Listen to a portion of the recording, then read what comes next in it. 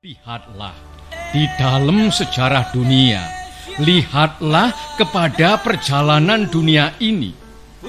Banyak sekali negara-negara yang merdeka, tetapi bandingkanlah kemerdekaan negara-negara itu satu sama lain. Samakah isinya? Samakah derajatnya negara-negara yang merdeka itu?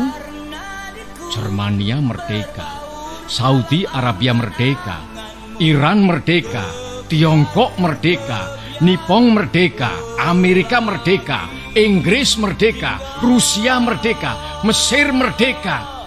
Namanya semuanya merdeka, tetapi bandingkanlah isinya. Di dalam tahun 33 saya menulis satu risalah. Risalah yang bernama Mencapai Indonesia Merdeka.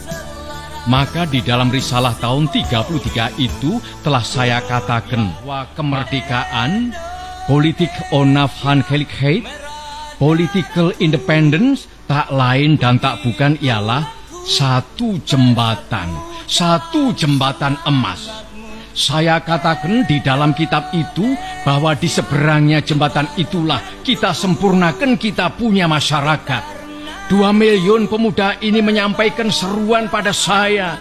2 miliun pemuda ini semua berhasrat Indonesia merdeka sekarang.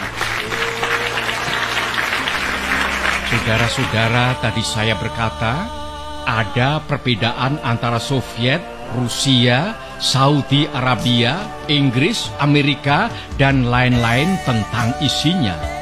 Tetapi ada satu yang sama, yaitu rakyat Saudi Arabia sanggup mempertahankan negaranya. Kalau bangsa kita, Indonesia, walaupun dengan bambu runcing, saudara-saudara semua siap sedia mati mempertahankan tanah air kita Indonesia. Pada saat itu bangsa Indonesia adalah siap sedia masak untuk merdeka. Di dalam Indonesia Merdeka, kita melatih pemuda kita agar supaya menjadi kuat. Di dalam Indonesia Merdeka, kita menyehatkan rakyat sebaik-baiknya. Inilah maksud saya dengan perkataan jembatan. Di seberang jembatan emas inilah baru kita leluasa menyusun masyarakat Indonesia merdeka yang gagah, kuat, sehat, kekal, dan abadi. Saudara-saudara, saya bertanya, apakah kita hendak mendirikan Indonesia merdeka? Apakah kita hendak mendirikan Indonesia merdeka untuk sesuatu orang, untuk sesuatu golongan? Mendirikan negara Indonesia merdeka yang namanya saja Indonesia Merdeka, tetapi sebenarnya hanya untuk mengagungkan satu orang, untuk memberi kekuasaan kepada satu golongan yang kaya, untuk memberi kekuasaan pada satu golongan bangsawan. Kita hendak mendirikan suatu negara semua buat semua, bukan buat satu orang, bukan buat satu golongan, baik golongan bangsawan maupun golongan yang kaya, tetapi semua buat semua. Negara Indonesia bukan satu negara, semua buat semua, satu buat semua, semua buat satu. Saya yakin bahwa syarat yang mutlak untuk kuatnya negara Indonesia ialah permusyawaratan perwakilan. Maka prinsip kita harus, apakah kita mau Indonesia merdeka yang kaum kapitalnya merajalela, ataukah yang semua rakyatnya sejahtera, yang semua orang cukup makan, cukup pakaian, hidup dalam kesejahteraan, merasa dipangku oleh Ibu Pertiwi yang cukup memberi sandang pangan kepadanya? Mana yang kita pilih, saudara-saudara?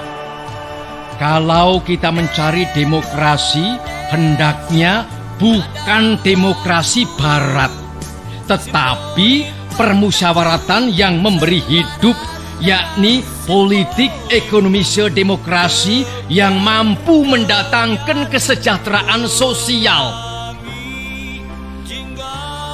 Prinsip ketuhanan bukan saja bangsa Indonesia bertuhan, tetapi hendaknya bertuhan.